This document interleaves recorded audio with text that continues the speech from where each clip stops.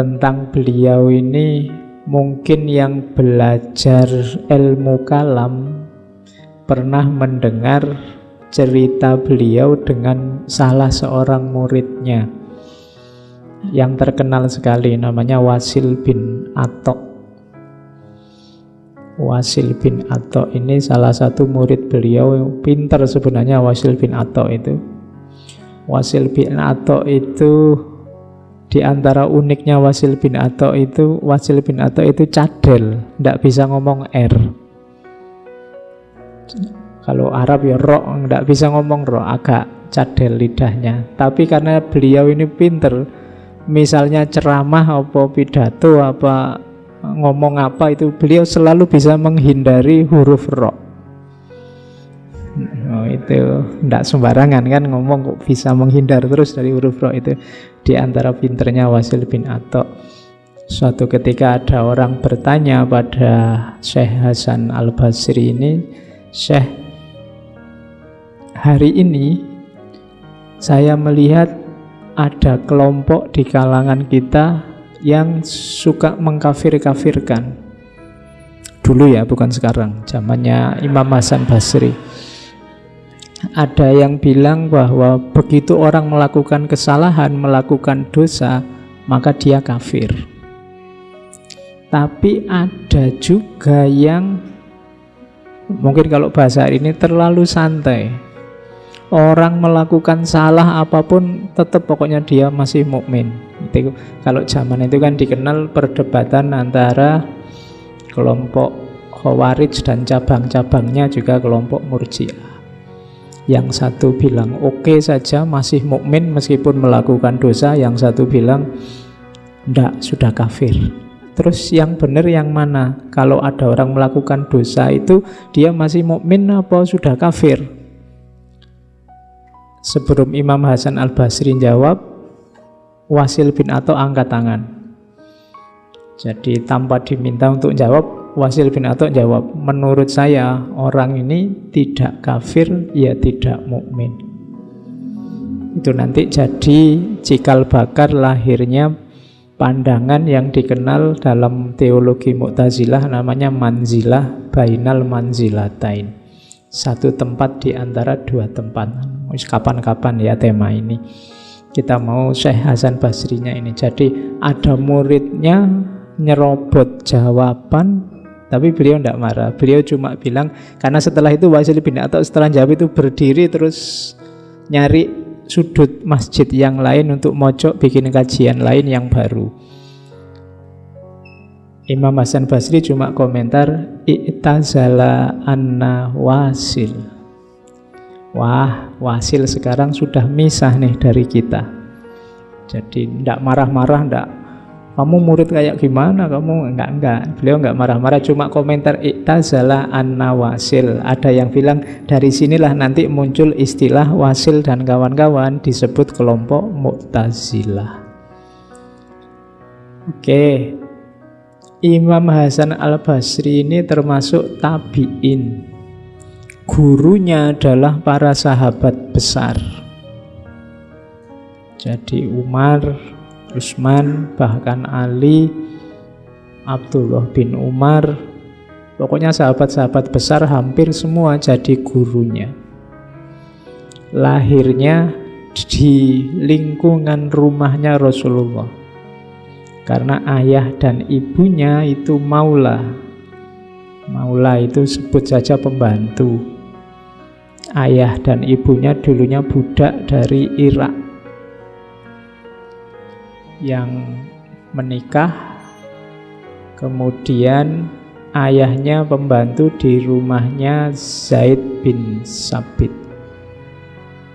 Nanti Imam Hasan Al-Basri ini bahkan sempat disusui oleh salah seorang istri Rasulullah yang dikenal cerdas, Ummu Salamah.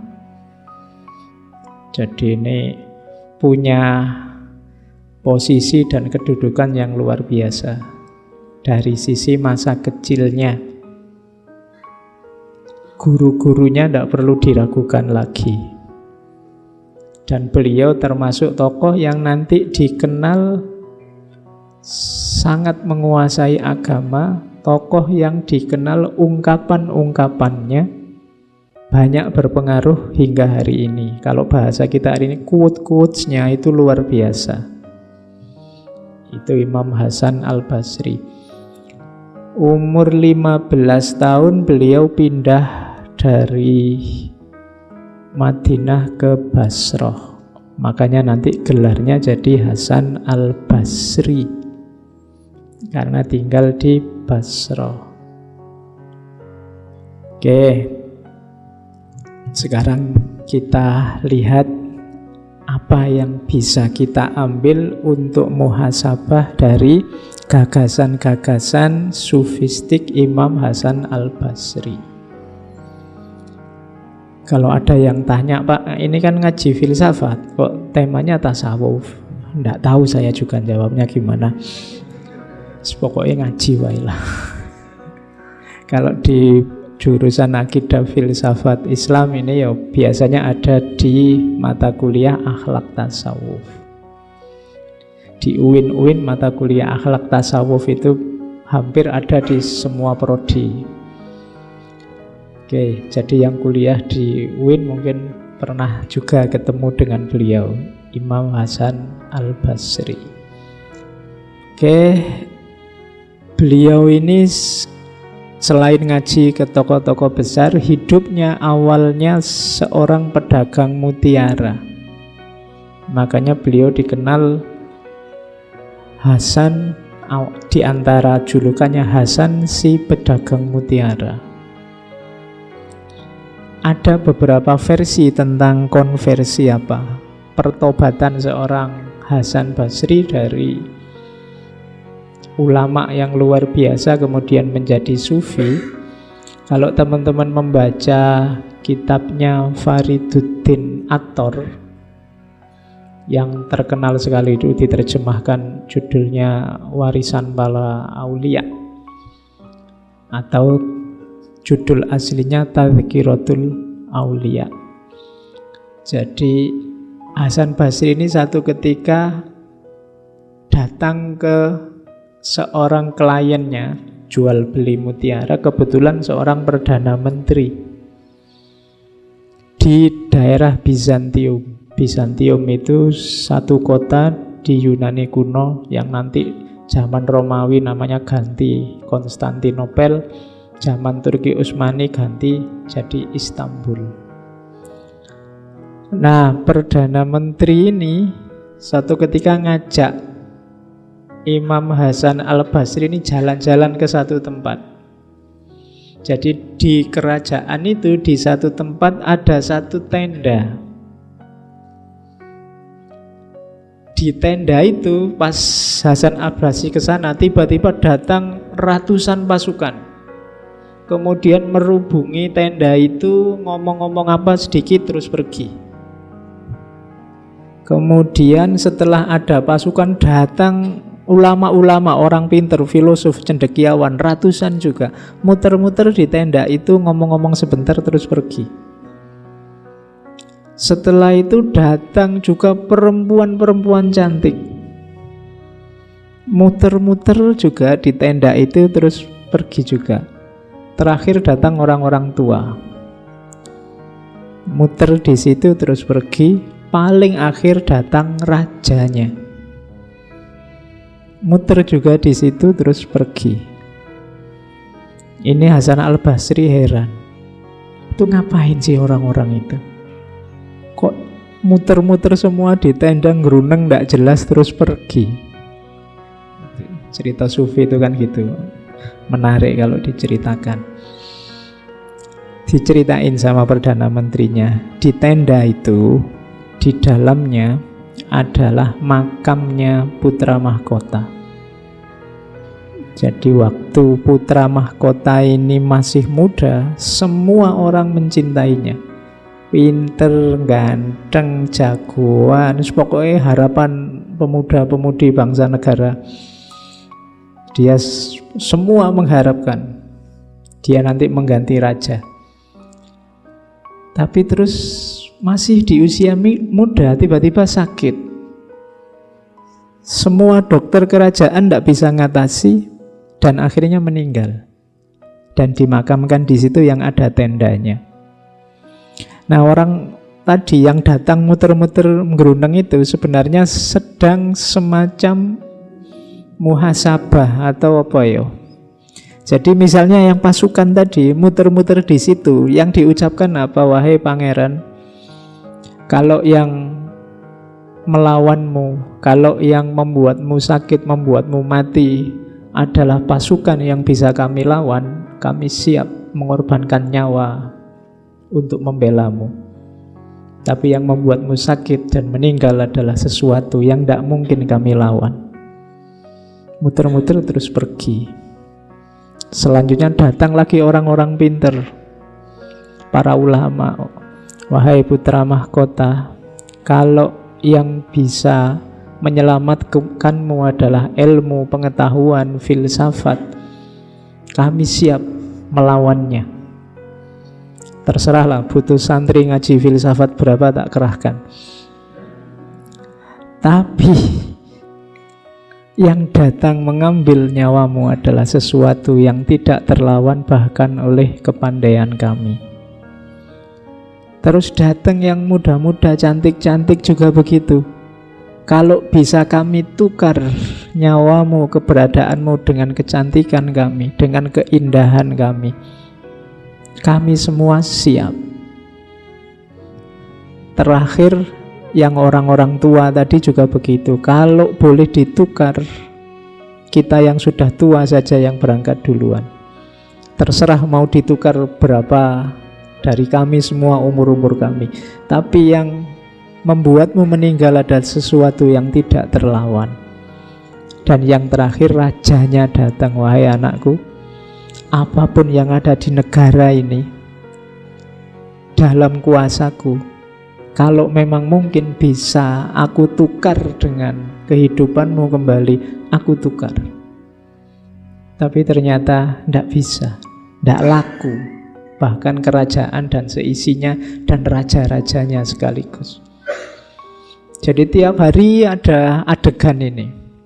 Dan ini menyentuh seorang Hasan Basri. Akhirnya beliau pulang, sampai di rumah terjadi konversi, mengalami kesadaran yang luar biasa bahwa dunia ini sebenarnya tidak ada harganya. Bahkan satu negara dibandingkan satu nyawa saja tidak bisa dilawan. Oke, nanti dari situ nanti Hasan Al-Basri punya konsep tentang dunia yang khas, yang agak negatif, yang agak menjauh dari dunia. Sampai nanti beliau dikenal sebagai tokoh sufi besar awal. Yang tokoh-tokoh awal itu kadang disebut zuhad, ahli zuhud, atau nusak, ahli ibadah. Oke, karomah-karomahnya juga banyak. Silahkan dibaca di buku-buku. Kalau karomah-karomah itu kan ya. Yang di Fariduddin Attar itu ada beberapa. Yang masih saya ingat itu satu ketika ada muridnya, namanya Abu Amar. Abu Amar ini murid pinter yang juga punya jamaah sendiri. Satu ketika Abu Amr ini waktu ngaji, ngajar santri-santrinya kayak gini, ada seorang santrinya yang cantiknya luar biasa. Sampai dia terpesona, sampai apalannya hilang semua. Iya, makanya ngawatiri ya kalau jamaahnya. Jadi terus menghadap sama Imam Hasan Al-Basri, guru, tidak tahu apa yang menimpaku sekarang. Pikiranku kacau, tidak karu-karuan. Hafalan Quranku hilang. Tidak bisa lagi aku ngajar. Mbok aku tolong didoakan biar kembali lagi semuanya seperti semula. Katanya Syekh Hasan Al-Basri, oke, karena sekarang musim haji, kamu berangkatlah ke Mekah. Di sana ada masjid, namanya Masjid Khaif. Nanti di sudut masjid ada orang tua